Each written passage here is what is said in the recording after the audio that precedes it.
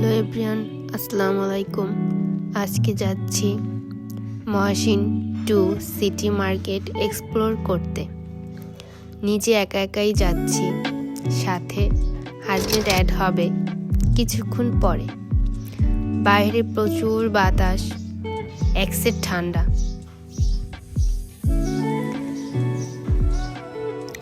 এই তো আমরা জামা কাপড় দেখছিলাম ঘুরে ঘুরে। অনেক ভিড় ছিল। তারপর একসাথে দুজনে সিটি মার্কেটের উদ্দেশ্যে রওনা দেই। হাঁটতে হাঁটতে সিটি মার্কেটের সামনে চলে আসি। তখন সে আমাকে বলল, চলো একটু চা খাই। তারপর চা খেতে খেতে ঠান্ডা উপভোগ করতেছিলাম। বাইরে এত ঠান্ডা, কি বলবো, তা বলার বাহিরে।